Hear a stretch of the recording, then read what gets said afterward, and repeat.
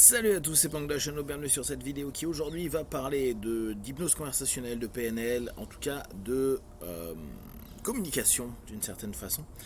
Et justement arriver à un point où on arrive en communication. Donc, je vous rappelle, la communication, ça a été pas mal développé en process communication justement. Et c'est un peu le moment où on n'est plus apte à donner, informer, et se faire comprendre par l'autre, et en même temps on n'est pas capable de l'autre côté de comprendre, de relancer et de recadrer pour que on soit dans la même phase de compréhension avec donc les mêmes stimulations et les mêmes capacités à exploiter l'information en minimisant la dépense d'énergie qu'on va avoir. Je vous rappelle, quand on communique avec quelqu'un, ça nous demande de l'énergie. Plus on écoute, plus on partage, plus ça nous demande de l'énergie.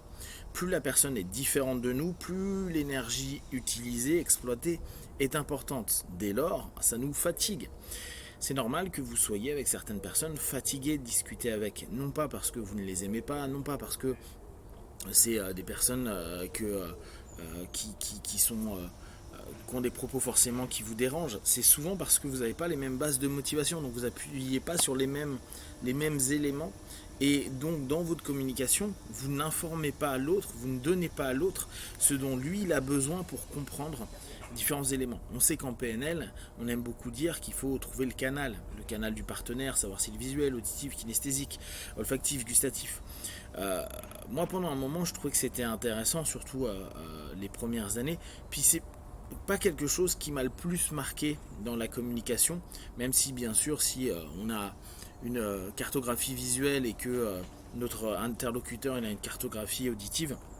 c'est sûr qu'on va faire un peu attention à notre sémantique. Ce qui est plus complexe, c'est se dire qu'est-ce qu'il y a dans les envies et les motivations sur les éléments que la personne peut comprendre. Pourquoi parce que c'est si on reprend la notion de la dernière fois de la séduction sociale, c'est un hotspot, c'est quelque chose qui est dans sa tête et constamment en mouvement. Voire c'est même quelque chose qui va être plus un cold spot, donc un point froid, mais un point qui est hyper souvent utilisé, donc qui peut assez rapidement se réchauffer et se faire comprendre. Et le problème, c'est qu'il y a des moments où on est complètement à côté, et dans notre manière de communiquer, même si le message pour les deux côtés est juste, et voire même ils adhèrent sur le cheminement, le fait que on ne touche pas les besoins de l'autre, les besoins d'être compris, il a besoin peut-être de stimulation, de reconnaissance de ce qui est dit, de validation de différentes choses, ça, le process com propose de belles choses, et bien à ce moment-là, on s'entend plus. Il n'y a plus rien qui est acceptable. Ça ne veut pas dire qu'on n'adhère pas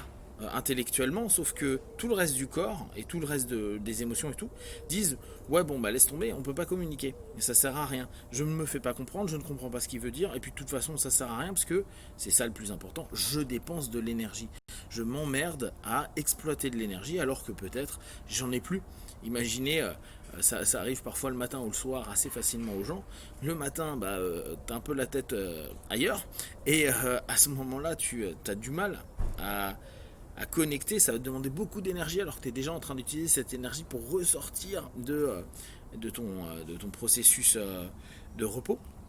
Et le soir, justement, tu as envie de rentrer dans ton processus de repos, tu as peut-être exploité énormément d'énergie dans la communication, que ce soit avec la famille, que ce soit avec les amis, que ce soit avec le boulot.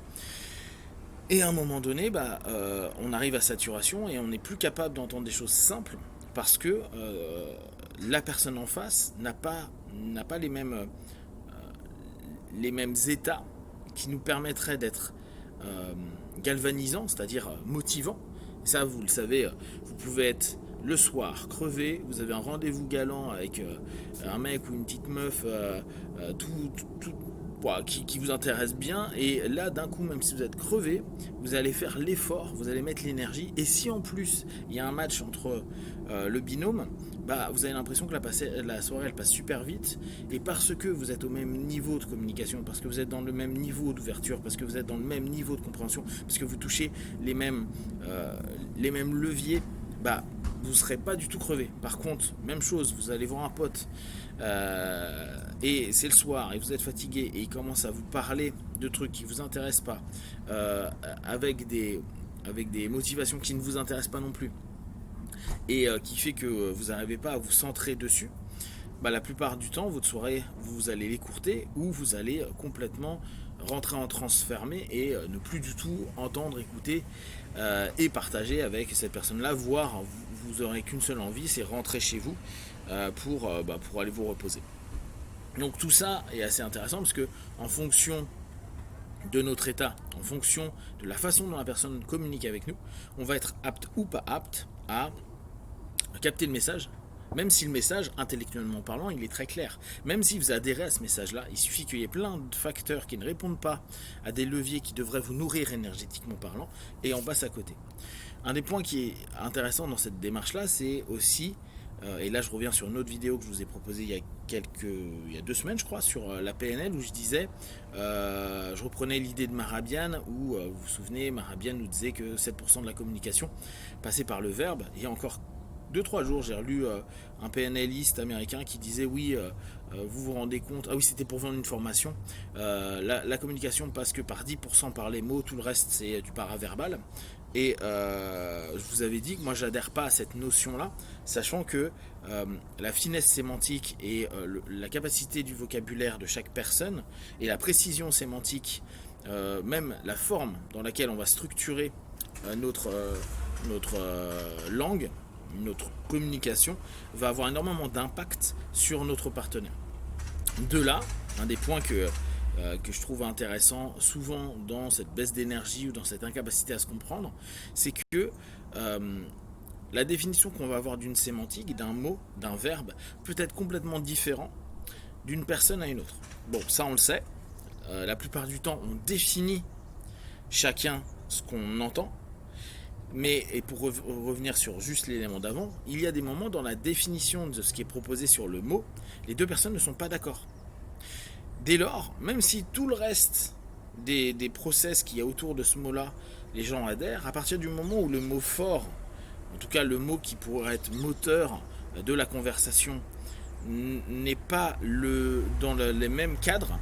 bah on est en train d'utiliser de l'énergie dans le vide. Parce que pour une personne, le mot a un sens, pour l'autre il y a un sens. Alors on pourrait se dire, on prend un dico et on prend ce sens-là. Sauf que dès lors, vous allez voir que l'argumentation elle disparaît, parce que l'un et l'autre n'ont pas forcément cette définition du dictionnaire. Et vu que chacun, de par son expérience, de par ses émotions, de par son vécu, va avoir un sens qui a modifié automatiquement le sens initial du verbe et du mot, bah, personne va décrocher. Tu dis bah ce mot là il veut dire ça, mais non, ce mot là moi il veut dire ça. D'ailleurs moi je le vois, et après souvent au groupe, bah, de manière générale les gens qui font ça ils pensent ceci. Mais oui, mais c'est pas la définition. Oui, mais c'est comme ça que je pense parce que c'est on. Et souvent on reglobalise. Donc on a des espèces de bastons,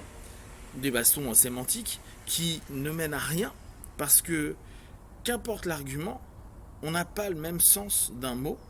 et on ne cherche pas un terrain d'entente sur le mot, mais sur l'ensemble des éléments qu'on va vouloir exprimer au travers de ce mot qui est initiateur de la conversation, ou en tout cas d'une partie de la communication. Donc si le mot, ou l'idée, mot, idée, concept, sur lequel vous êtes en train de communiquer ne correspond pas au mot, concept et sens de votre partenaire, c'est mort, votre communication elle sert à rien. C'est pour ça que c'est important dans une communication hors thérapie.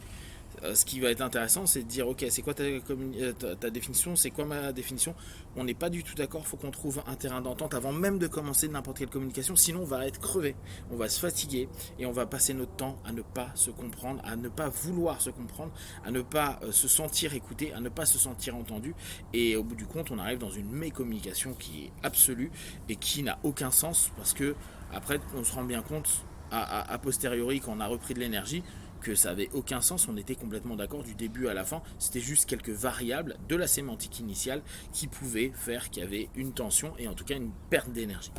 Voilà, si vous avez des questions et des remarques, vous partagez sur Facebook, YouTube, j'y répondrai le plus rapidement possible, et comme d'habitude, de tout ce que je vous propose, ne prenez que ce qui est bon et juste pour vous. Testez, observez, analysez et concluez. Be one, ciao.